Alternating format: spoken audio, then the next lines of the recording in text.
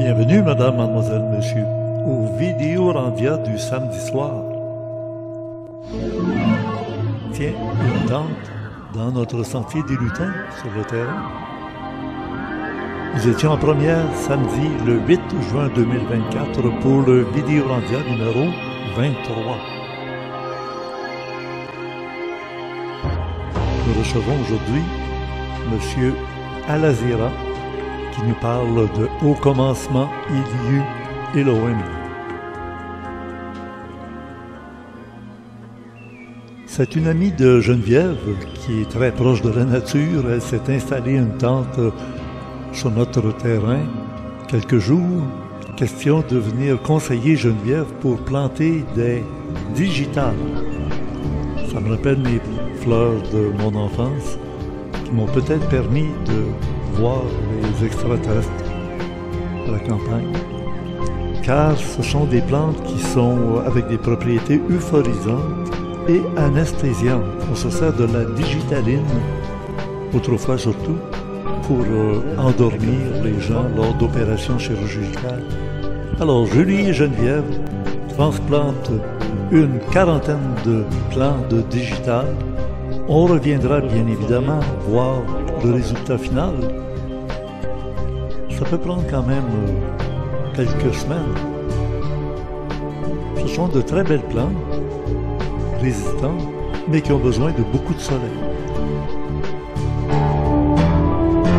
C'est ce qui nous prépare à entrer dans un univers très particulier. Bonne émission!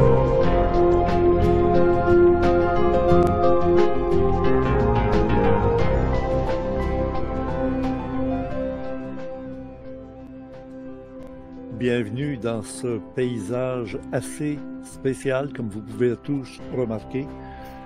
On est le soir, c'est le samedi soir, 21h. Comme à l'habitude, notre vidéo Randia numéro 23, avec un invité vraiment spécial. Ce que vous voyez là, c'est sa création. Alazira. Bienvenue sur le site web d'Alazira. Bonjour Alazira. Hey, bonjour, Monsieur Glenn. Ça me fait vraiment plaisir d'être ici ce soir avec vous. Bien, je peux dire au public, attendez-vous à une rencontre mémorable. Vous allez vous souvenir de ce qu'on va dire, de ce qu'on va voir surtout, et on aura sûrement l'occasion de se reparler dans le futur proche, car ce ne sera qu'un clin d'œil sur un site immense avec des informations extraordinaires. Vous voyez, on monte à bord d'un ascenseur qui va nous monter dans ces bâtiments vraiment magnifiques. Il se dégage un rayon qui part de l'endroit central, qui est comme un salon d'initiation où des gens sont assis ou couchés même en rond et réunis dans une énergie qui se dégage et qui rejoint le ciel. J'ai lu, j'ai écouté, j'ai regardé tout sur le site. C'est tout le programme, mais c'est merveilleux. Et laissez-vous porter. Si vous y allez avec une intention de critiquer, de juger, de porter des jugements de bien et mal, un peu comme depuis qu'on a mangé le fruit de l'arbre de la connaissance du bien et du mal, les choses vont mal. Parce que quand on y met de l'ego, ben, on détruit des fois des choses qui sont tellement belles de manière naturelle. C'est comme si on remettait en question la façon dont les arbres, dont les plantes sont fabriquées, les animaux, comment ils se comportent. Pourquoi un tigre va aller attraper l'animal le plus faible d'un troupeau, soit qui est vieux ou soit qui est un bébé, puis il va le tuer, puis il va le manger après l'avoir égorgé, puis il va l'apporter à ses bébés. Ben, on dirait c'est mal, on va tuer le tigre. Oui, on va tuer le tigre, ben c'est ça. Si on tue le tigre puis qu'on laisse vivre les gazelles puis tout ça, il y a un déséquilibre dans la nature. Fait que il faut arrêter de porter des jugements de valeur sur qu'est-ce qui est bien, qu'est-ce qui est mal et tout ça. Ça fait partie de notre problème depuis, on nous dit d'après les textes, le paradis terrestre. On en a été chassé. C'est pas tout à fait la version qu'on a avec Alazira. Alors, bonjour, Alazira. Bonjour, Monsieur Glenn. Alors, merci de nous avoir accueillis dans ton beau territoire, dans ton beau document qui est vraiment formidable. Et c'est vous-même qui faites tout ça, là. De A à Z, je Ben veux oui. dire, excepté l'animation 3D, à ce moment-là, j'ai eu recours à un animateur professionnel, mais j'ai quand même tenté le coup par moi-même au début. Mais à un moment donné, je me suis rendu compte que j'avais pas les compétences pour pouvoir réaliser un projet d'animation aussi important. J'aurais pu y arriver, mais ça m'aurait pris des années, ne serait-ce que pour apprendre les différents logiciels à utiliser, là. Ah ben oui, oui. D'ailleurs, c'est des professionnels hein, qui travaillent avec ça. Tout à fait, tout à fait. Ben oui. Un, deux, un, deux. Alors, écoutez, on commence par où? J'aimerais simplement connaître un peu plus le personnage qui est devant moi. Al-Azira, c'est un nom, évidemment, de plume. Comme on dit aussi un nom d'artiste, comme un nom de quelqu'un qui se voue à une mission. Il garde son identité civique, civile, propre à lui. Bernard de Montréal, ça s'appelle pas Bernard de Montréal, on en a parlé beaucoup la semaine dernière. Mais aujourd'hui, avec Al-Azira, qu'on va conserver son nom civil, civique, mais son nom de plume, d'artiste, ou est-ce que je pourrais aller jusqu'à dire de contacter? Oui, je pense qu'on peut dire ça. En fait, le 16 juillet 2010, j'ai été contacté une première fois et à ce moment-là, j'ai rencontré, on va dire, un guide. Et ce guide, après un certain temps, il m'a transmis ce nom qui était Al-Azira, qui signifie chemin de Dieu. En traduction parfaite, c'est chemin de Dieu. Maintenant, Dieu, bon, on l'identifie comme on veut bien l'identifier, hein, mais la traduction signifie chemin de Dieu. Voilà. Alors, à vous écouter, vous avez un accent québécois avec une influence européenne, française en particulier. oui, oui, tout à fait, tout à fait. Je commence à être assimilé dans les deux pays là. Oui, oui, oui, c'est ça. Vous allez Ouais. souvent en Europe? J'y vais 6 mois par année. Je suis en Europe depuis, on va dire, 2012. Ah, Donc, ben, ça fait un trois bout, ça mois, fait un trois bout, mois au Québec. ça fait plus de 10 ans. Oui, oui, c'est ça. 3 mois au Québec, 3 mois en France, et j'ai fait la France, la Suisse, la Belgique. J'en ai fait quand même plusieurs pays. J'ai commencé, tout a commencé ici au Québec.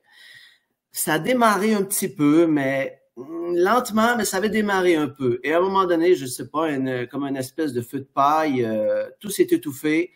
Et là, j'ai eu l'appel de l'Europe, et je suis parti en Europe.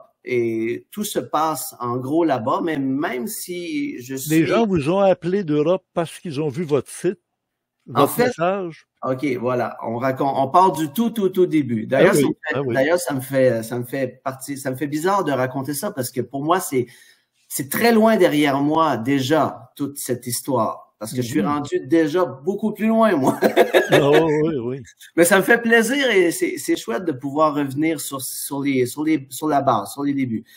Qu'est-ce qui arrive, c'est que le 16 juillet 2010, j'ai eu on va dire un contact avec un guide et j'ai eu l'opportunité, la chance de pouvoir aller visiter une réalité parallèle de ce que pourrait être le monde si tout se passait bien, en fait le nouveau monde, voilà.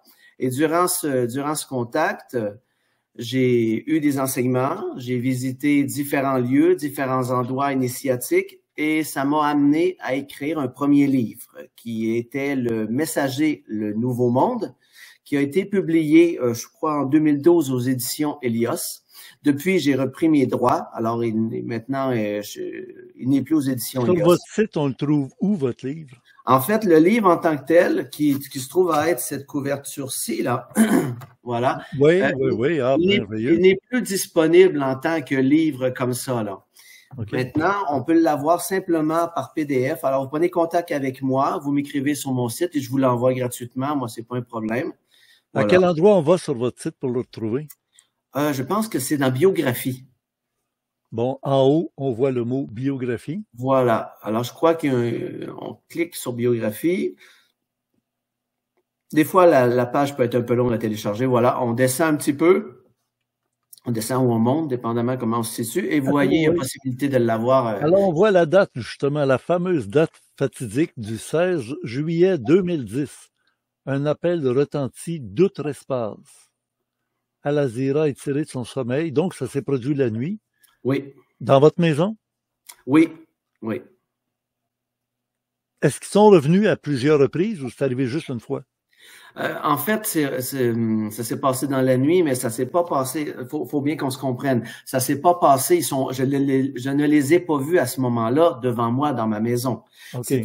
C'était vraiment, on va dire, comme un rêve inspiré, mais c'était plus qu'un rêve. Je laisse la page exprès pour que les gens la lisent en même temps qu'on se parle. D'accord, d'accord.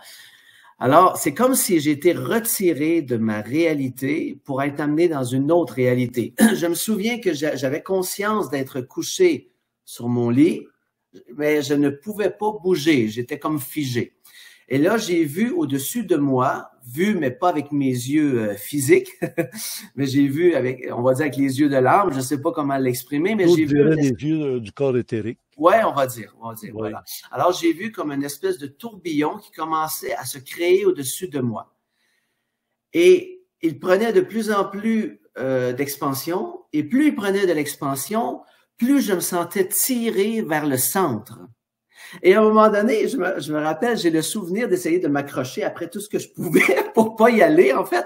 Mais là, je sentais mon corps à l'intérieur de moi, peut-être mon corps astral, je peux le dire, je peux pas le dire maintenant, mais c'est comme s'il s'étirait comme un élastique. Ouais. Et là, il voulait rentrer. J'étais tiré comme une succion qui m'aspirait au centre de la spirale. De quel endroit? La tête qui partait en premier, le ventre qui partait en premier? Qu'est-ce qui était attiré le plus? C'est une très bonne question. J'ai l'impression que c'était vraiment au niveau du troisième œil que ça tirait. OK. Comme si la tête, oui, je dirais que oui. Et à un moment donné, comme tout élastique, je suis comme arrivé au bout de ce que je pouvais supporter, de ce que je pouvais retenir. Et à un moment donné, boum, je suis rentré dans la spirale. Et là, j'ai comme perdu conscience pendant un laps de temps. Je ne sais pas combien de temps, tout est devenu noir. Et lorsque j'ai repris conscience, j'étais comme penché sur le côté de mon corps. Comme ça ici, j'avais un côté qui c'était sombre, c'était noir, et de l'autre côté qui était hyper lumineux. Et je me suis vite rendu compte que j'étais arrivé dans un lieu quelconque. Et là, j'entends une voix près de moi qui me dit « Ça va? Ton transfert, c'est bien fait? » ou quelque chose comme ça. Et là, je me dis « Mais mon transfert, mais de quoi? » Oh, c'est une voix que vous avez entendue, donc ça parlait en français? Ah oui, mais totalement. Oui, okay, oui, mais ça parlait comme à l'intérieur de moi. On n'avait pas besoin d'utiliser notre bouche pour converser.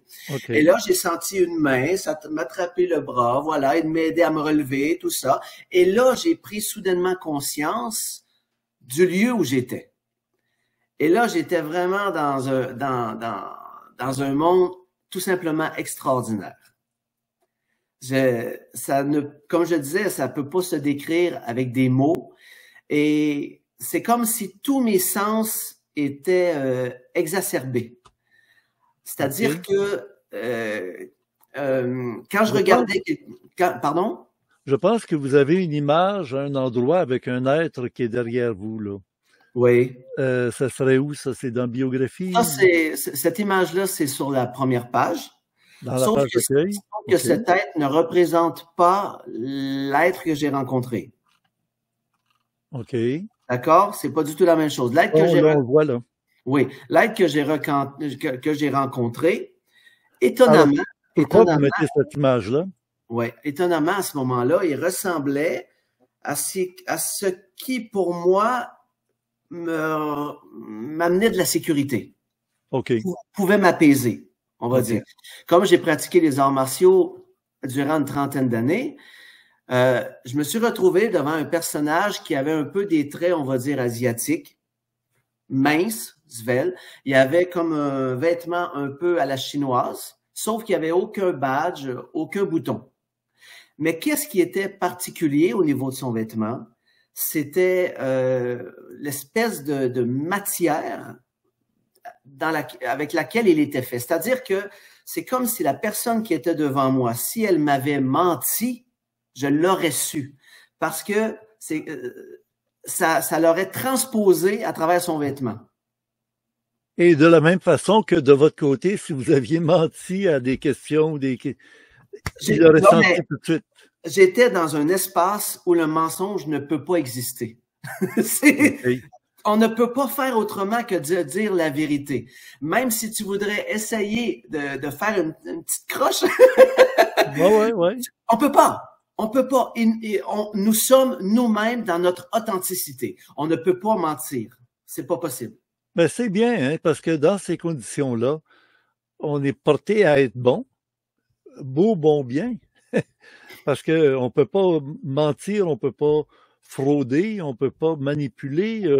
Tout est clair, tout est à la portée de tous pour bien se comprendre. Moi, je pense que ça aide à donner un climat de sécurité, de confiance et finalement de paix au bout de la ligne. Tout à fait. C'est comme si deux livres ouverts se rencontrent. C'est carrément la sensation que j'ai. Et surtout, on peut s'ouvrir parce qu'on sait que devant nous, il n'y a pas de jugement. On nous accepte tel qu'on est. Ben, ils savent tout de vous. Voilà. Alors, ça donne rien d'essayer de jouer un jeu. Tout est su, puis s'ils vous ont choisi, c'est parce qu'ils ont trouvé que vous étiez apte à remplir la fonction ou la mission ou vous les intéressez sûrement. Oui, tout à fait. Et ils savent et ils reconnaissent que nous sommes dans l'expérience. Et en étant dans l'expérience, on ne peut pas être parfait. On est dans l'expérience. Alors, moi, j'ai souvenir de me présenter devant cet être exactement comme j'étais, sans mensonge, mais aussi sans tabou. Exactement comme je suis. Et je sais, comme je répète encore, je sais que la personne là qui est devant moi ne me juge pas. Il me prend tel que je suis. Et il voit à chaque fois le plus beau de moi. Et c'est comme si, lorsqu'il me regarde, il arrive à se projeter dans un futur où je suis réalisé. C'est-à-dire qu'il arrive, à travers mon imperfection, traverser les différentes couches d'imperfection et de me voir dans mon réalisé, dans mon parfait. Et ça, c'est extraordinaire. Écoute, je serais porté à te tutoyer parce que on est à vivre des choses très similaires tous les deux. Moi, je l'ai vécu lorsque j'avais 13-14 ans, qui sont venus dans ma chambre. L'énergie était passée à travers les murs. Ils étaient 3 et il y en a un qui est venu m'adouber. En tout cas, il m'a pénétré dans toute l'énergie que j'ai et ils m'ont sorti de la maison. On est allé sortir et on est allé à côté du clocher de l'église qui était de l'autre côté de la rue, tout près, en tout cas, à Papineauville. Et dans cette énergie, on a été amené en quelque part. Alors là, c'est pas moi qui me raconte, parce que je me raconte pas, moi, encore. Je suis pas encore rendu là. J'avais besoin, j'ai fait mes émissions depuis 48 ans, là, exprès pour entendre des gens qui vivent des choses, pour qu'un jour, je passe pas pour un fou en racontant ce que je fais. Oui, passer pour un fou, c'est pas... Même moi, au début, j'ai été me faire évaluer, juste pour être bien certain que tout était OK. Ah oui, chez des professionnels? Oui, je suis allé voir une psy. Oui, mais totalement. Oui, je suis allé voir pas uniquement pour ça. J'y étais aussi pour d'autres choses, mais qui s'étaient mis en place à cause de ce que j'avais vécu, de toute façon. Ouais, ça doit déranger un peu les gens autour de vous. Là, le 10 juillet 2010, le 16 juillet 2010, vous aviez quel âge environ? Écoutez, j'ai 55 ans. On parle d'il y a de ça, le 16 juillet 2010, il y a 14 ans. Donc 41 ans, je crois. Ben, c'est ça, hein? Oui. Alors, c'est sûr qu'autour de vous, la vie va changer. Ma vie a totalement basculé. Oui. Mais totalement. Et dans un espace de temps très, très court, j'ai vécu plein de choses. C'est-à-dire que j'ai vécu déjà un burn-out, c'est clair, accident de voiture, faillite financière, séparation, vente de la maison. J'ai tout eu en très peu de temps. Il manque juste une maladie. Vous n'avez pas eu une maladie par-dessus? J'ai pas eu de maladie. Cela dit, suite à l'accident de voiture, je me suis quand même retrouvé à l'hôpital pendant une nuit avec la tête retenue parce que j'avais mal à la nuque et ils savaient pas trop si j'avais quelque chose de cassé. Ah oui, le coup du lapin qui appelle, là, le coup du lapin. Oui, le whiplash, là. C'est ça. Et là, je me rappelle, parce que moi, j'ai repoussé un peu. Je ne voulais pas trop... comment je pourrais dire? J'étais dans le jugement de ce que je vivais. Je ne sais pas si je peux dire ça comme ça. Eh bien, c'est un engagement, dans le fond. Alors, c'est normal de prendre le temps de réfléchir. Je m'embarque là-dedans ou je... Et en fait, qu'est-ce qui arrive, c'est que mon expérience avait déjà débuté à ce moment-là. Et je repoussais et je n'acceptais pas ce qui se passait. Et là, je voyais que plus j'avançais dans le temps et plus je traînais de la patte, si on peut dire, et plus j'avais l'impression de traîner et bouler. C'est comme si plus j'avançais, plus je refusais et plus ça devenait difficile. Et là, je me suis retrouvé sur une civière à l'hôpital, dans le corridor, évidemment. Je n'étais pas dans une chambre, j'étais dans le corridor. Et là, j'avais ce truc autour du cou qui m'empêchait de bouger. Et là, j'ai eu le temps de réfléchir. Là, je me suis dit, ça va me prendre quoi pour dire OK et pour accepter? Tu vois, est-ce qu'il va falloir qu'on m'arrache un bras? Parce qu'on peut tout à fait m'arracher un bras et je vais avoir toute ma tête encore et je vais pouvoir encore continuer ce que j'ai à faire. Et là, étonnamment, ce qui s'est passé à l'intérieur de moi, j'ai comme changé mon sablier de côté. Avant, j'étais dans celui qui avait l'impression qu'on lui imposait quelque chose et je voyais ça comme une fatalité. Arrêtez de m'emmerder avec tout ça, j'ai rien demandé. Et soudainement, il s'est passé quelque chose et j'ai inversé le sablier. Et là, j'ai vu la chance, si je peux dire, en tous les cas, l'opportunité de porter ce formidable message, on va dire. Je vais l'exprimer comme ça. Et là, tout a changé. Souvent, c'est ça qui est extraordinaire, c'est que c'est ça que j'ai pris conscience. C'est que parfois, la réalité est exactement la même. C'est juste notre perception face à cette réalité qui fait qu'on a l'impression de vivre l'enfer ou de vivre au paradis. Est-ce que tous les troubles, tous les traumatismes qui sont arrivés, là, votre séparation, votre accident d'auto, votre faillite, votre ci, votre ça, c'est arrivé après le 16 juillet ou c'est arrivé avant ou c'est arrivé en concomitance en même temps? C'est arrivé après, mais ça a été une suite. Ça a pris, je dis 3 mois, mais peut-être moins, peut-être 2 mois.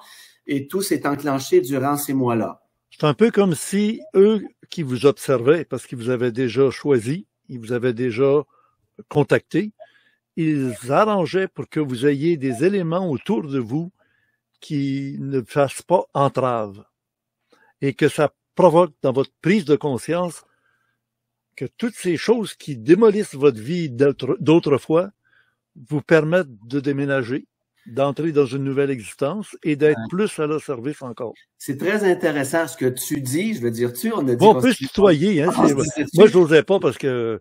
C'est vraiment intéressant ce que tu dis parce que ça me rappelle une expérience que j'avais vécue avec ma conjointe de l'époque. C'était avant qu'il y ait une séparation. Moi, et tu as eu un enfant avec elle? Oui, tout à fait. Un garçon là, qui est rendu à quel âge? Là? 23 ans maintenant. 23, oui, c'est un adulte. Alors, imagine, moi, il faut dire aussi, là, avant cette expérience, j'étais dans le milieu gothique. Je m'habillais tout en noir. Ma chambre ressemblait à un musée des horreurs. Ah oui? Ah oui, mais totalement. Okay.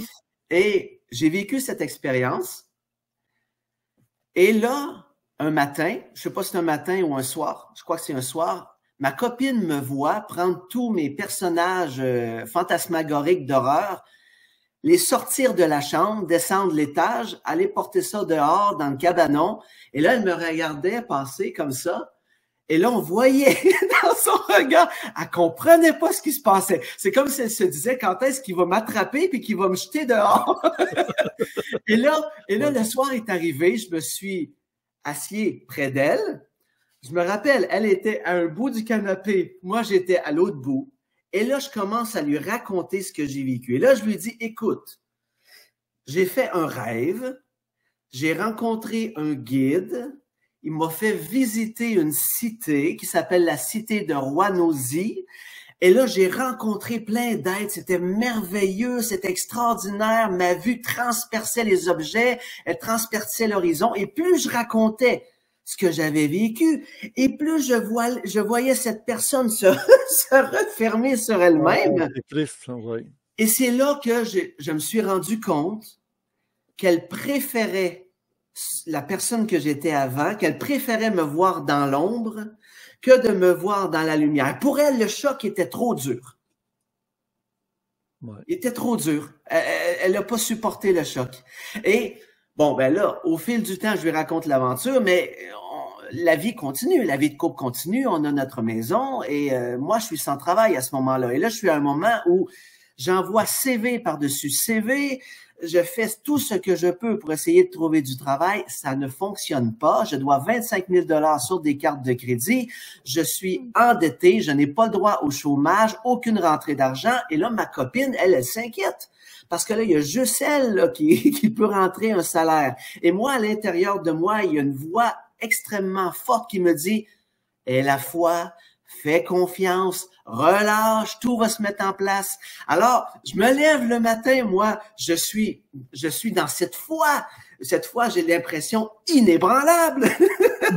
OK, oui. Et la divine providence va intervenir. Oui, et là, soudainement, je croise ma copine. Et puis, finalement, est-ce que tu as été voir tel employeur? Est-ce que tu as été porter ce CV? Et là, je retombe dans la matière, je retombe dans les peurs et je recommence le travail de me trouver du travail. Mais elle était très subtile, comme beaucoup de femmes sont subtiles. C'est-à-dire que elle, parfois, elle se levait avant moi, elle allait travailler. Donc, je me réveillais le matin, j'avais mon petit jus d'orange sur la table et j'avais un petit mot. Tel employeur t'a appelé. Ben, oui, et là, à chaque fois, je retombais toujours dans le truc. Et le pire, c'est que la femme, elle se fie à son mari pour la sécurité. Oui, parce qu'on est son pilier. Oui, les deux pieds sur terre, là, puis il va apporter de l'argent, il va faire vivre la famille, puis là, t'étais le gars parti d'un nuage, là. Mais totalement, c'est qu'elle a vu en moi un changement tellement brusque. Ouais. C'était trop. Et elle était bien ancrée dans la matière et elle savait que le premier du mois, les paiements devaient passer et l'argent devait rentrer. Et le garçon était au début de son adolescence. Ouais. Ça devait pas être facile. Lui, non, il devait pas comprendre son père, puis il devait se demander où est-ce qu'on s'en va, puis qu'est-ce qu'on va faire.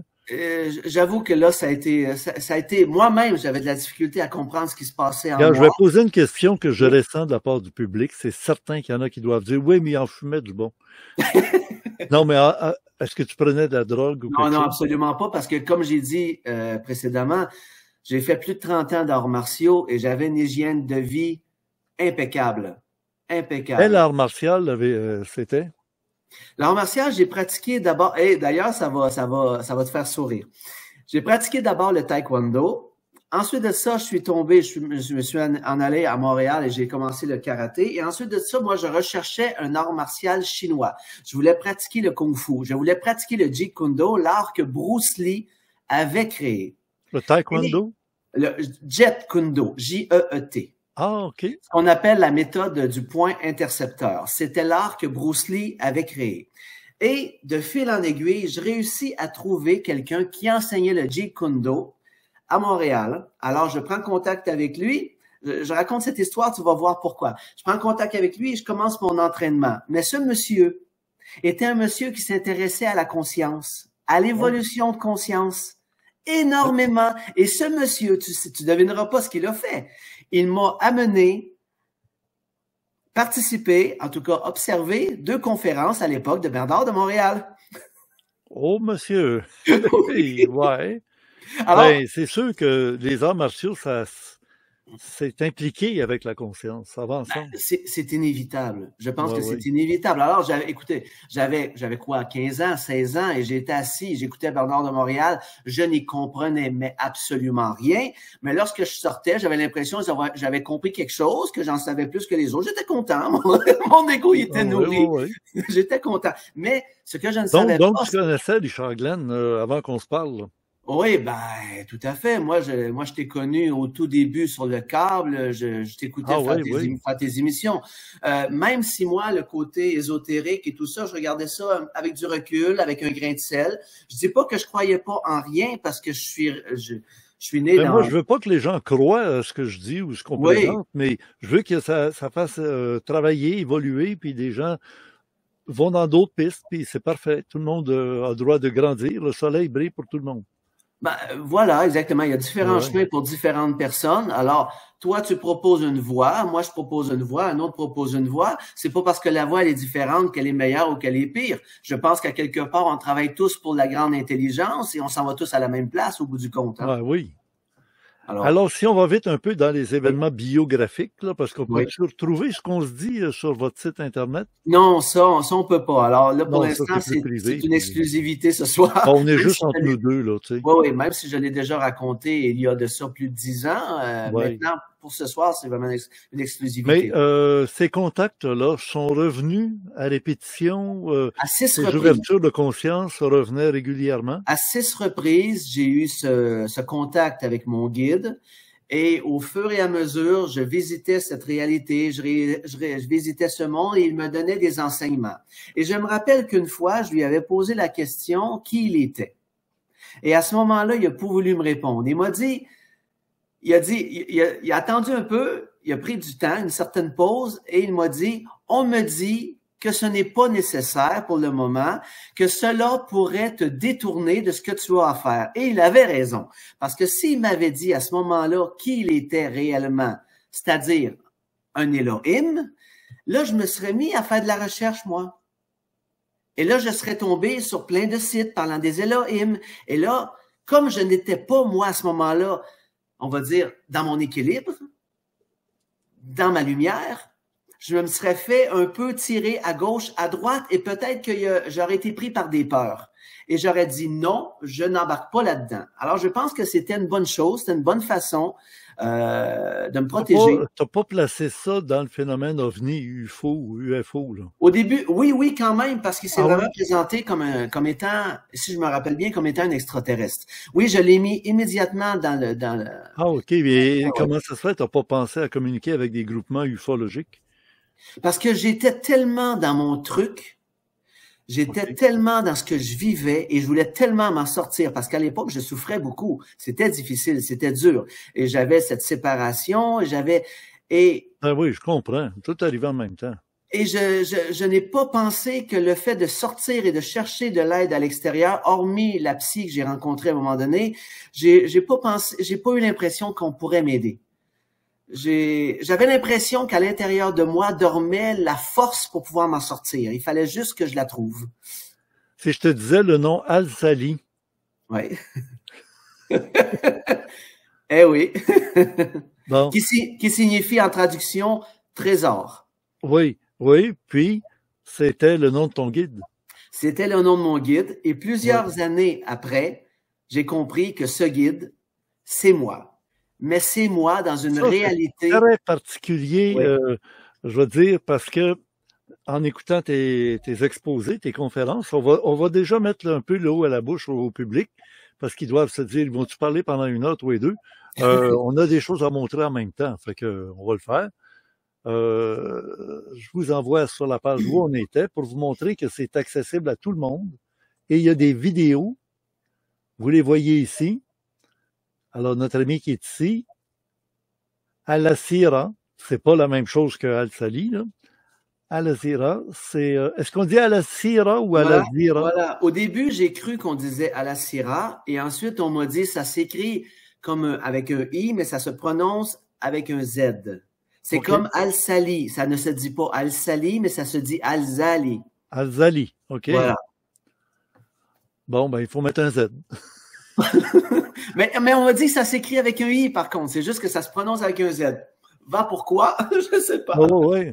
Bon, alors, est-ce qu'on se permet d'écouter juste un petit passage, un petit bout là, de, justement, le vidéo numéro 1? Combien il y a de vidéos numéro un en arrière de l'autre? Ben, vous allez le voir. Les vidéos, il y en a 9. Oui, tout simplement. Oui. Alors, quand on là, j'en ai quelques-unes. Pardon. Alors, on va en regarder un, pas longtemps, mais juste. En fait, on voit d'ailleurs qu'ils sont courts, hein, ils sont jamais vraiment longs. C'est la première qui est très courte parce que c'est comme juste une introduction, une présentation. C'est la vidéo. Lorsque la personne va pour la première fois sur ma chaîne YouTube, elle tombe sur cette vidéo. C'est comme une présentation globale de ce que je propose. C'est pour ça qu'elle dure juste. On a parlé de votre privé. Moi, je dirais, on écoute intégralement si vous êtes d'accord, si tu es d'accord. Oui. Et 3 minutes, 6 secondes. Ça va nous mettre dans une autre ambiance, puis ça va permettre aux gens d'entendre le message. Il est très clair, il est bien structuré, puis ça va nous amener à discuter d'où viennent les images, comment vous avez réussi à monter des contenus de cette qualité incroyable. On regarde ça ensemble, d'accord? Ben, avec plaisir, ouais. Ben oui, c'est beau. Je me prénomme Alazira et j'ai un lien très particulier avec la vie extraterrestre. Depuis le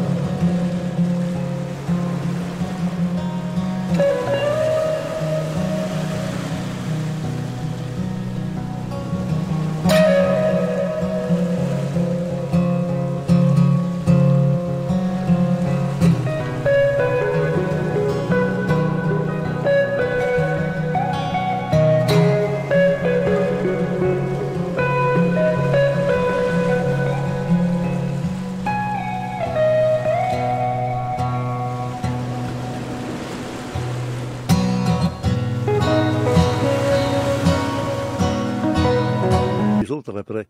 Oui, puis c'est important si les gens, ben pas si, lorsque les gens iront écouter les vidéos, c'est important de les écouter en ordre parce que tout se suit là. Alors si vous arrivez, vous commencez avec la 4e parce que le titre vous inspire plus que les autres, ça va pas parce qu'il vous manque une partie de l'information. Bien d'accord, je les ai regardés, puis effectivement, il faut suivre l'ordre. C'est comme, d'ailleurs, on va en parler tantôt, mais là, j'aimerais juste parler ce qu'on vient de voir. Le bâtiment, l'édifice avec les colonnes blanches et puis l'ascenseur qui est au milieu, puis tout ça. Est-ce que c'est un lieu que vous avez déjà vu? C'est un lieu que j'ai vu il y a de ça une 30aine d'années. Encore une fois. Oh, même avant le 16 juillet? Oui. Ah, mais totalement. Sous la forme d'un rêve encore inspiré, j'ai souvenir de m'être baladé à l'intérieur, mais j'étais à ce moment-là accompagné par quelqu'un que je ne voyais pas. Et c'est comme s'il s'assurait, il veillait sur moi en fait. C'était comme un ange. Et il s'assurait que j'allais où je pouvais aller. Et les endroits où je pouvais pas aller, je n'y allais pas. Mais j'ai souvenir de m'y être baladé un certain temps. Et lorsque je me suis réveillé à l'époque, je savais que j'avais vécu quelque chose de particulier. Je ne pouvais pas savoir à ce moment-là c'était quoi, mais j'ai quand même pris en note ce que j'avais vécu et j'ai fait un petit croquis de ce que j'avais vu. Et tout ça, je l'ai perdu. C'est-à-dire que je l'ai oublié pendant, comme on dit, une 30aine d'années. Et là, je raconte ça rapidement, ça sera pas long. Lors du décès de mon père, je suis allé voir ma mère pour faire un peu le tri et le ménage et tout ça dans le garage et tout ça. Et je suis tombé sur un carton qui m'appartenait et je suis tombé sur ce dessin que j'avais fait. Et là, ça a comme été l'élément déclencheur. C'est comme si soudainement, ma conscience s'était déconnectée à ce que je suis.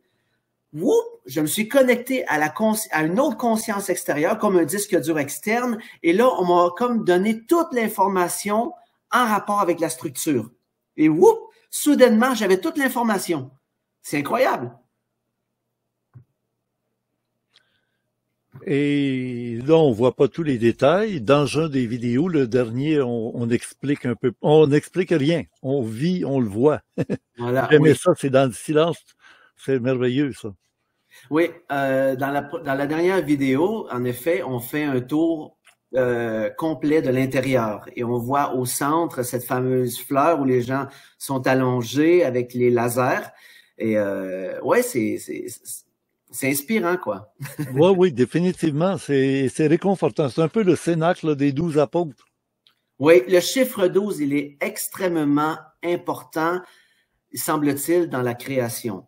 Parce que pour que le 13e naisse, les 12 doivent être accomplis, doivent être réunis. Le chiffre 12, je le retrouve partout par rapport à la création. C'est assez, je dirais, c'est authentique. Puis on a celui qui est l'auteur, qui est avec nous, là, qui nous explique, puis qui nous parle. C'est merveilleux. Et qui nous donne l'autorisation de montrer des extraits de son site. Parce que si YouTube me dit « Hey, droit d'auteur, vous avez pris des passages qui sont sur YouTube. » Ben oui, mais l'auteur est là. Oui, oui, tout à fait. Et ce qui n'est pas évident, c'est... Moi, je sais à quel point ce projet, il est exceptionnel et à quel point ça va carrément changer la face du monde. Moi, je le sais. Et de voir que pour l'instant, il n'y a pas plus de gens qui s'intéressent au projet, je peux comprendre, mais à quelque part, mon petit côté humain, impatient, il est désolé de voir que les gens ne s'y intéressent pas plus. Parce que là, on parle d'une structure qui agit à plusieurs niveaux en même temps. Parce que nous aussi, on regarde notre réalité, on évolue dans une réalité linéaire. C'est-à-dire que si je prends un verre, par exemple, et je le laisse tomber sur le sol, le verre va se briser et c'est à peu près tout ce qui peut arriver. Donc, action, réaction. Bon, il peut passer une personne, la personne va se mettre les pieds sur le verre, elle va se retrouver à l'hôpital. Mais c'est à peu près tout.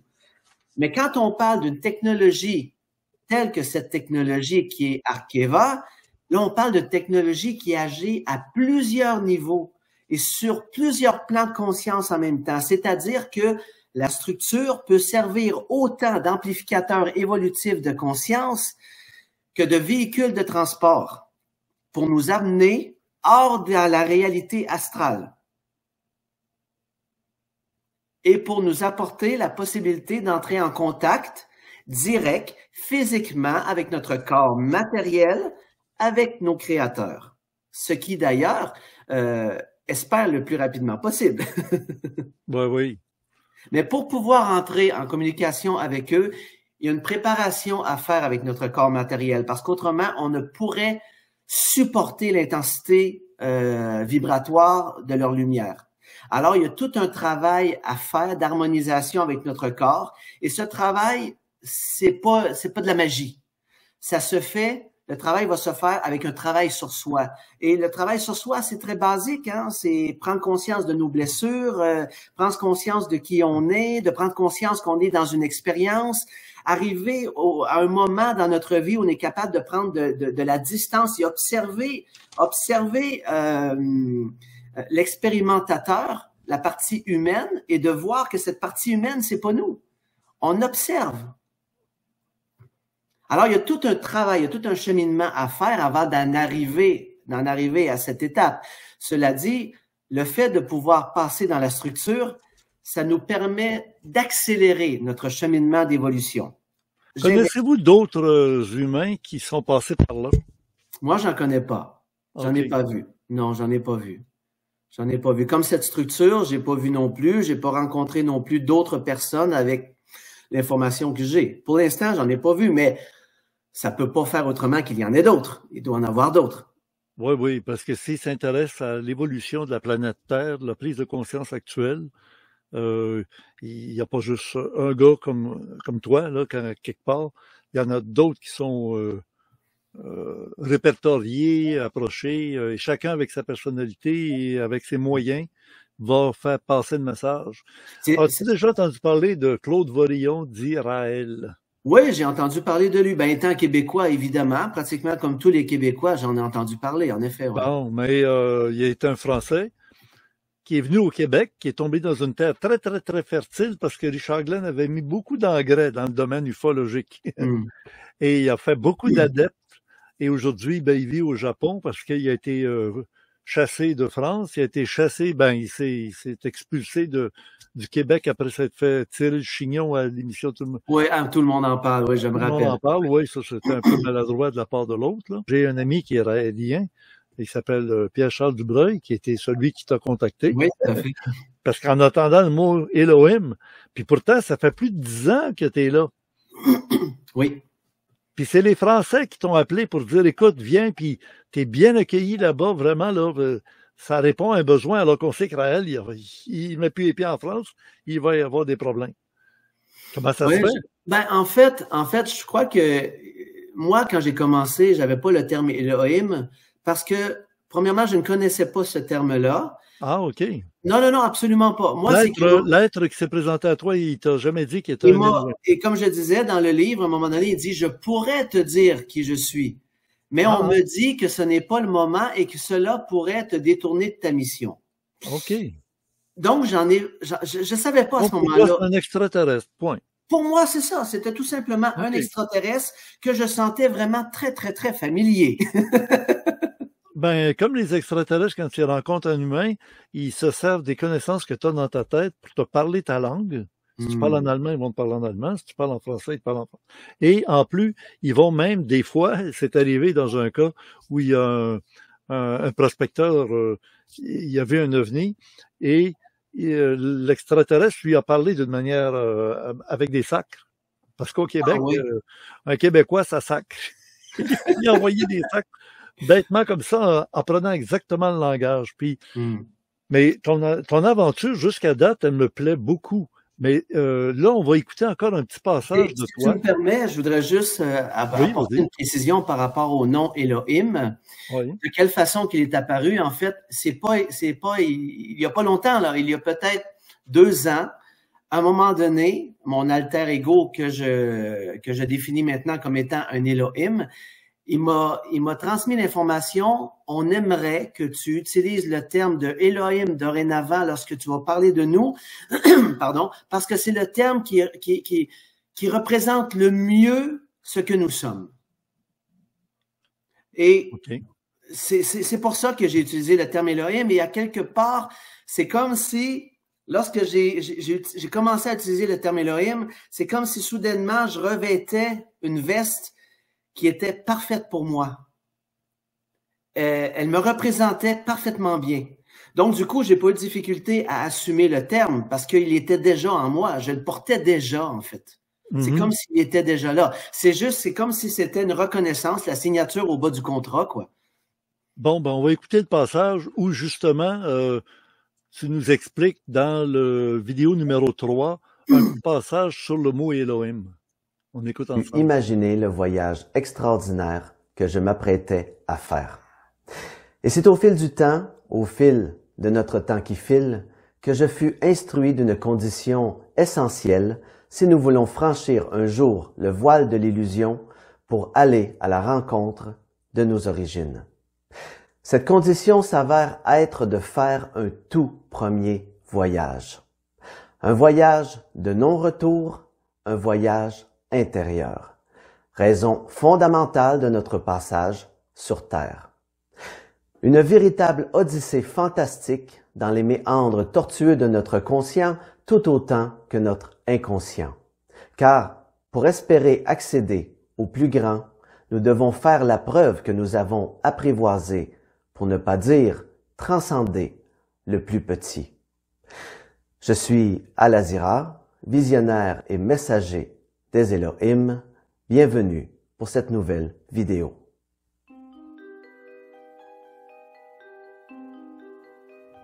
Dans la Bible hébraïque originelle, il n'est pas écrit Dieu, mais bien Elohim. Et Elohim signifierait ceux qui sont venus du ciel. Elohim est écrit au pluriel, alors que Dieu est au singulier. Le singulier de Elohim étant Eloah. Il est également écrit « L'homme a été créé à l'image et selon la ressemblance de Dieu ».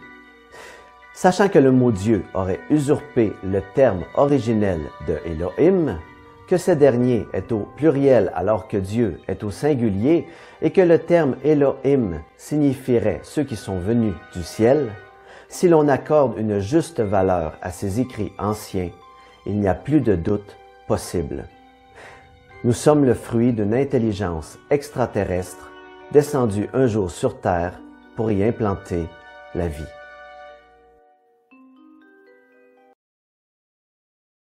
Tu touches droit au cœur de ce message, de cette réalité. T'as pas eu peur d'être ridiculisé sur la place publique, puis t'as fait pareil. Moi, j'ai tout traversé ces étapes-là. Elles sont toutes traversées. Au début, là, ça fait le vide autour de moi. J'ai perdu beaucoup d'amis. J'ai en effet été ridiculisé. Mais c'est comme si j'avais à l'intérieur de moi la capacité de pouvoir supporter le choc, même si ça n'a pas été évident au début. Maintenant, je dirais pas que je suis de marbre, mais ça ne me touche plus. Parce que je ne suis plus maintenant seulement le porteur du message, c'est comme si je deviens le message. Et quand on devient le message, il n'y a plus rien qui nous ébranle. Parce qu'on le vit, on le ressent, on le porte, il est à l'intérieur de nous, il est dans notre cœur, il est ici le message.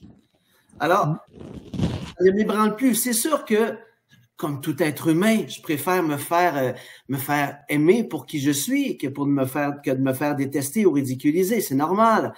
Mais ça ne m'ébranle plus comme ça aurait pu m'ébranler avant. Et au contraire, les gens, parfois, ils viennent à moi et me disent « Ah, je vous admire parce que moi, je pourrais pas faire ce que vous faites parce que je serais pas capable de supporter le regard des autres autour. » Que dire? Comment ça se fait, les gens d'Europe t'ont réclamé. Et au Québec, t'es passé complètement inaperçu. Ils m'ont réclamé en Europe, mais c'est un très, très petit nombre de personnes. Oui, quand même. Hein, comment je pourrais dire? Moi, on ne peut pas me caser, on ne peut pas me dire j'appartiens à telle ou à telle chose. C'est comme si je suis une espèce d'aberration spirituelle. On n'arrive pas à me caser et n'arrivant pas à me caser, on dirait que les gens n'osent pas trop faire le premier pas, venir vers moi et oser m'inviter pour parler comme je parle aujourd'hui. Dans les débuts, j'ai été invité par Stéphane Coll qui est en France. J'ai été invité par Sylvain Didlot qui est en France aussi. Mais sinon, même en France, je suis pas énormément connu. Mais au Québec, alors là, je sais pas ce qui se passe. Et là, après être passé sur l'émission de Richard Glenn, je pense que tu vas avoir des feedbacks. Mais c'est grâce à mon raélien qui t'a rejoint par le mot Elohim qui était le mot-clé. Parce que ton site n'est pas propagé beaucoup non plus. Hein, non, tout part de Al-Azira et du coup, si la personne n'a pas le terme Al-Azira, elle ne me trouvera pas. Mais avec du recul, aujourd'hui, je me dis, c'est peut-être une forme de protection que j'ai eue. Oui, dans le fond, hein. Je pense qu'il y a peut-être une forme de protection parce que j'ai passé des périodes où j'étais vulnérable et je pense qu'à ce moment-là, si je m'étais fait rentrer dedans, comme certains se font rentrer dedans aujourd'hui, je ne sais pas comment j'aurais reçu le coup à l'époque. Aujourd'hui, il n'y a pas de souci. Mais à l'époque, j'étais très sensible et très vulnérable. Je te comprends. C'est un risque à prendre. Surtout que tu t'es pas attaqué, mais tu t'es servi de la Genèse, la Bible. Oui. Et là-dessus, je suis obligé. Oui, tu peux dire oui, parce que j'ai eu des spécialistes de la Bible écrits en araméen, écrits en grec, en latin. J'ai reçu un rabbin juif plusieurs fois. J'ai reçu un kabbaliste à des grades, qui a disséqué les mots qui sont écrits dans la Bible. Le mot Elohim, je suis totalement d'accord avec ce que tu as dit. C'est vrai que le mot Elohim, c'est un pluriel de Eloah, puis que quand on dit à la ressemblance, à l'image et à la ressemblance, ils ont fait exprès de donner les deux mots parce que ça ne veut pas dire la même chose. À l'image, ça veut dire que tu y ressembles physiquement. Une image, tu prends une photo, clic, ou tu fais une image, un portrait, ou une peinture de quelqu'un. Ça, c'est l'image. Et à la ressemblance, quand on dit « Mon Dieu, qu'il ressemble à son père », ou tu sais, des fois, on va dire la fille, « Mon Dieu, qu'elle ressemble à sa mère ». À ressembler, ça veut pas dire physiquement, là. C'est plus une image. Ça veut dire le comportement, le tempérament. C'est pour ça que image et ressemblance, c'est deux mots choisis pour nous montrer que c'est de mon côté physique, visible, extérieur, et le côté invisible, mais dans le comportement, dans le tempérament, etc. Alors, c'est sûr que oui. As-tu étudié la Bible? As-tu étudié la Genèse? Non, mais absolument pas, là. Absolument. Alors... Il connaît, mais strictement rien, là. OK. Vraiment, au contraire. Moi, j'écrivais mes choses et j'allais voir la Bible ensuite. Ah, OK. Pour être certain d'utiliser les bons termes.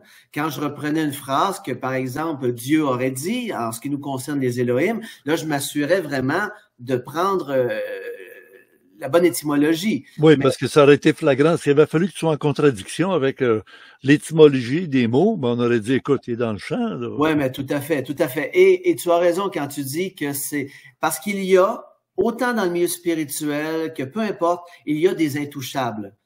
Et ces intouchables, on n'y touche pas.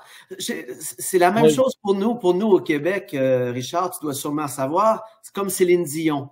C'est une intouchable. On pouvait pas, à l'époque, faire de blagues ou quoi que ce soit sur Céline Dion. Ça ne passait pas. En effet, oui, en effet. Mais on se dit que depuis quelques années, depuis la pandémie surtout, là, les étoiles sont tombées sur Terre. C'est-à-dire qu'il n'y a plus personne d'intouchable maintenant. Ouais. On s'attaque au premier ministre, on s'attaque à des ministres, on s'attaque à des médecins, on s'attaque à des organismes voués à la sainteté, l'OMS, l'Organisation mondiale de la santé. Ils ne pouvaient pas faire d'erreur, puis ils nous embarquaient dans quelque chose qui n'était pas nécessairement le meilleur chemin pour... C'était pour d'autres objectifs. Ça, c'est autre chose, là. Mais là, je vais montrer, si tu es d'accord que je continue à montrer des extraits comme ça.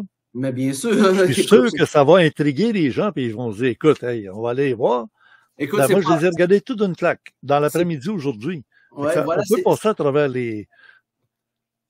En une minute, en 1h40, vous allez faire le tour des 9 vidéos et vous avez tout. D'où on vient, qui on est et où on s'en va. Vous avez tout. Vous avez où on s'en va, c'est ce qui nous manque, là. Hein? Je vais vous aider là-dessus. Oui, c'est à venir, là. Oui. Ben oui, c'est bon, c'est très bon parce que c'est les phrases qui sont dites, les phrases qui sont écrites, c'est toi qui les as composées et écrites parfaitement, là. Totalement. Ouais, avant de les prononcer, avant de les dire. Oui, oui, As-tu un téléscripteur? Oui, j'ai un téléprompteur, donc c'est plus facile, mais malgré tout, je fais tout seul. Alors, c'est pas évident, je filme avec mon téléphone, voilà, et sur un fond vert, et ensuite, je fais le montage, des vidéos, je fais de la recherche d'images, voilà, et je suis quand même satisfait parce que pour moi, c'est important. Je trouve que l'enveloppe, elle est aussi importante dans mon cas que le message, parce que si l'enveloppe n'est pas attrayante, les gens écouteront pas le message jusqu'à la fin. Oui. D'ailleurs, c'est un peu la raison pour laquelle je me gêne pas de montrer des trucs, des passages, parce que je me dis, c'est la façon dont tu vas apprivoiser les gens en regardant des scènes. Alors là, je vais y aller dans une autre des vidéos. Il y a des passages où c'est toi qui parles, ben c'est normal, parce que c'est toi qui expliques des choses. Fait que... Mais un des sujets que je trouve passionnant, c'est l'élixir ADN. Ah, t'es pas surpris, hein? Ah, je suis pas surpris du tout. Bon, alors, je sais pas si je vais tomber sur le bon moment, le bon passage. Tout le monde est prêt? On y va immédiatement. Éternelle. Celui qui aurait trouvé le moyen de prolonger indéfiniment l'existence de son peuple aurait obtenu de tous admiration, mérite et honneur. Malgré le désaccord de certains membres des hauts décideurs du Conseil des Éternels Elohim, le marché controversé fut malgré tout passé.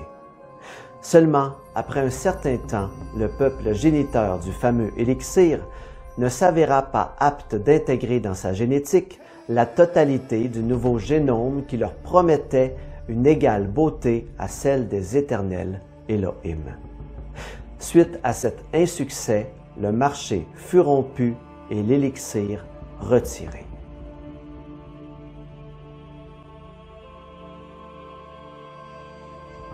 Ce que d'aucuns, de part et d'autre, n'auraient pu deviner, c'est qu'en retirant l'élixir du génome des Éternels Elohim, cela créa une sorte de dépolarisation de la pureté originelle. Définition selon le dictionnaire Larousse, d'une dépolarisation membranaire. Modification du potentiel électrique, mesurable de part et d'autre d'une membrane biologique, dans le sens d'une diminution ou d'une inversion de potentiel. Ce qui eut pour effet que, le jour venu du point de suspension temporelle, le fameux point zéro, le moment où tout peut se produire, y compris un rapatriement à l'espace originel, l'espace originel étant le point de départ et de retour de toutes les particules de conscience en évolution, le passage pour les Éternels Elohim demeura fermé. Le retour à la maison était refusé. Se retrouvant face à cette terrible impasse, accentuée par une génétique altérée, la plus grande problématique à laquelle les Éternels Elohim étaient dorénavant confrontés n'était plus comment vivre éternellement tout en conservant jeunesse et beauté, mais plutôt comment recouvrer leur pureté originelle avant le retour fatidique du point zéro. C'est alors que leur vint une idée tellement extraordinaire qu'elle trouva écho jusqu'aux confins de la galaxie.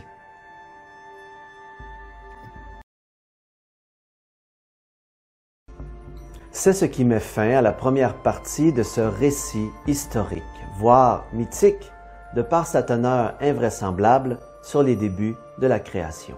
Écoute, quand on entendait la voix tantôt, ça me fait penser à une voix de lecture électronique, c'est-tu le cas? C'est ça, c'est une voix appartenant à l'IA, à l'intelligence artificielle. Okay. Comme la voix féminine aussi qui faisait la description. Oui, c'est ça. C'est juste que lorsqu'il y a des moments dans le texte où on doit apporter une attention particulière, j'utilise une voix autre que la mienne. OK. Pour créer vraiment, pas une dissonance, mais pour que les gens se rendent compte, ah, OK, il y a quelque chose là. C'est ça, oui, il y a moins de côté émotionnel, c'est ça.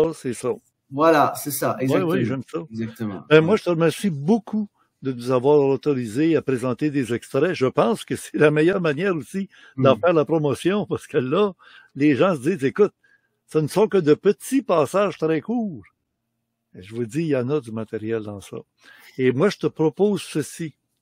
On s'en était pas parlé encore, mais je me dis, écoute, on n'a pas fait la moitié de ce que j'avais prévu faire avec toi. Fallait prendre le temps quand même de te présenter. Puis Est-ce que tu es d'accord qu'on continue? Et ce qu'on va faire maintenant, on va s'en aller dans le club créé. Avec plaisir. Oui, tout à fait. Alors, tout le monde a compris. Notre ami qui est avec nous pour la première fois, c'est pas la dernière fois, certainement. Parce qu'il touche à des sujets extrêmement sensibles. Et dans d'autres émissions que je ferai avec notre ami, je présenterai pas toujours des extraits, il faut laisser vivre avec son matériel, mais des extraits d'autorités que j'ai reçus. Je pense à Adégrade, le kabbaliste juif, qui est venu renfoncer le clou sur des choses que lui-même traite à sa façon, mais qui sont c'est comme des morceaux d'un casse-tête, là, tu sais, ça rentre parfaitement dans le tableau. Si des gens venaient d'une autre galaxie pour parler avec nous, ils n'auraient besoin que de l'hébreu. C'est de la mathématique. Avec n'importe qui, en hébreu, c'est clair, c'est net. C'est beaucoup plus simple. Les gens croient que l'hébreu est une langue compliquée. Vous savez, quand les hébreux, entre eux, disent c'est pas très clair comme langue, comment ils disent? Ils disent pas c'est de l'hébreu, puisque l'hébreu est très clair. Ils disent c'est du chinois. Zé sinite. C'est du chinois. Parce que pour eux, les Chinois, il y a des milliers d'idéogrammes. Les Chinois ont des milliers d'idéogrammes. Vous venez de soulever la possibilité d'une langue extraplanétaire, pour ne pas dire extraterrestre? Oui, peu importe. De quelle façon peut-on relier la Bible, l'Ancien Testament ou la Torah, le texte hébreu original, avec l'existence d'êtres extraterrestres?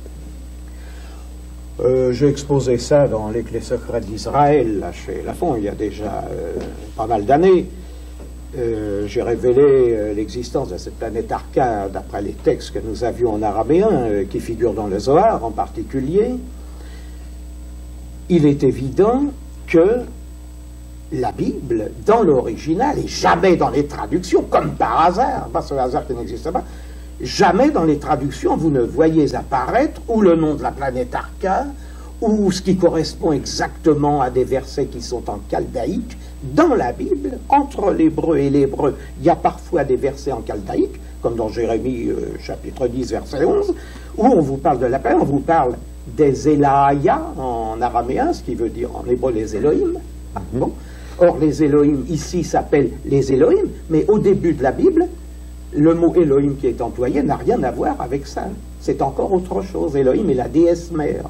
Au début de la Bible, dès le premier chapitre, vous avez traduit en général en Occident, dans tout l'Occident, en français par exemple, au commencement, Dieu créa le ciel et la terre. Ah, bon. Alors le premier mot de la Bible, si c'était au commencement en hébreu, ce serait Berishona. Il n'est pas écrit Berishona dans la Bible, il est écrit Berishit, c'est-à-dire Berit Esh, alliance du feu. Vous voyez que vous ne connaissez absolument rien si vous ne lisez pas la Bible dans l'original. On peut vous enseigner n'importe quoi, et on vous a enseigné n'importe quoi. C'est ça le drame. Et Elohim, finalement, qu'est-ce que ça veut dire? Elohim, oui. C'est la déesse mère. C'est, si vous le lisez sans les petits points voyelles qui sont superflus, vous lisez Elayam, c'est-à-dire vers la mer. Vous voyez qu'on est loin du mot Dieu. Ceux qui disent qu'Elohim est le pluriel d'Eloah. C'est vrai que aussi le pluriel de Eloah, qu'on trouve dans Job, le livre de Job, vous avez Eloah tout court. Et Eloah déjà qui est la transformation du mot El. Divinité qui dans tout le Moyen-Orient, El, c'est Dieu, c'est la divinité en soi. Et Eloah, c'est la divinité des Hébreux, au pluriel, fait Elohim à la rigueur. Mais c'est pas ça qui est au début du livre.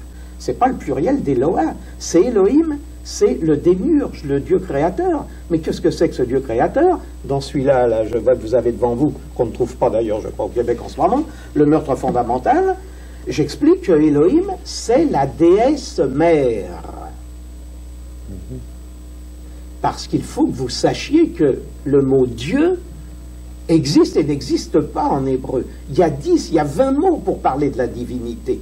Et chaque mot correspond à quelque chose. Le véritable mot en hébreu qui correspondrait réellement à ce que vous entendez en Occident par Dieu, c'est-à-dire vraiment la suressentialité, si vous voulez, ce serait le tétragramme sacré, Yod et Vav, et 4 lettres qui ne sont pas phonétisables et qu'on a traduit sottement par Yahvé ou Jéhovah.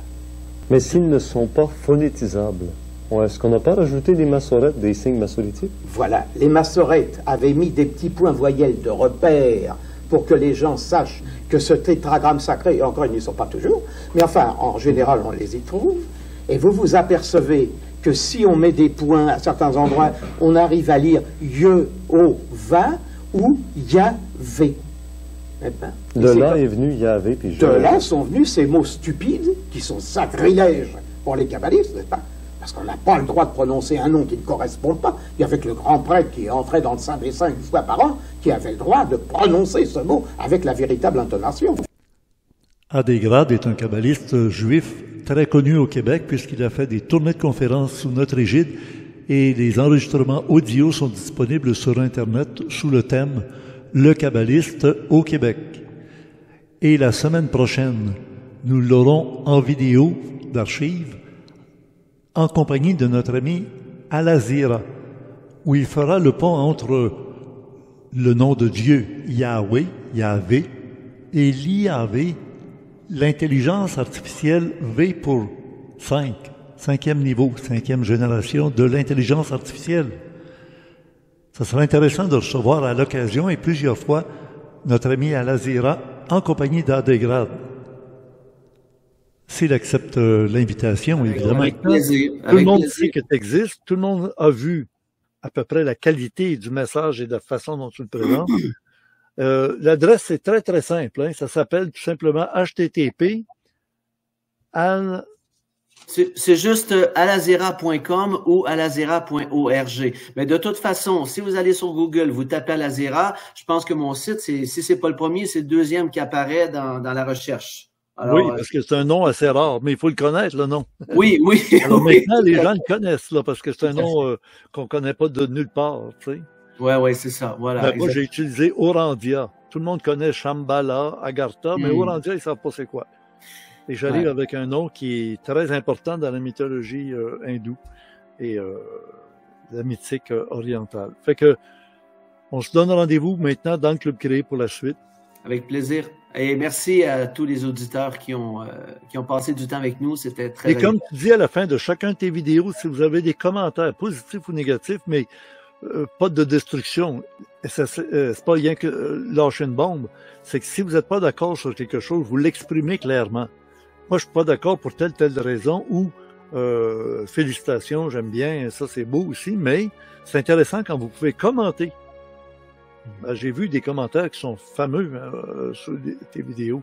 Tout à Alors, fait. ici, sur le Vidéolandia, il y a de la place. Au Vidéolandia numéro 23 qu'on a fait ensemble, dans mon décor nouveau, qui est un décor très, très, très, très sobre, parce que je veux que les gens portent attention à ce qui est dit. C'est une nouvelle phase dans mes émissions où tu arrives en même temps. Merveilleux.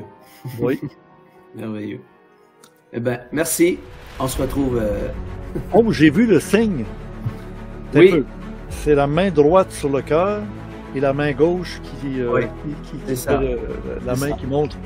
Comme ils faisaient autrefois, on dit, ils faisaient le signe comme ça, les Indiens, parce qu'ils avaient vu des êtres qui descendaient du ciel. Ah oui? Ils faisaient ce signe-là. Ah, je savais pas. C'est de cette façon-là que les Indiens faisaient « Aou ». Tu sais, quand on dit oui. montre leurs mains comme ils ont vu les êtres faire ça, ben ils se sont dit « Tiens, on fait la même chose ». Ah, intéressant. Ah, on a des choses à partager ensemble, ça va être très utile à tous les deux. Oui. Merci tout le monde. Et merci. Bonne semaine. Au revoir.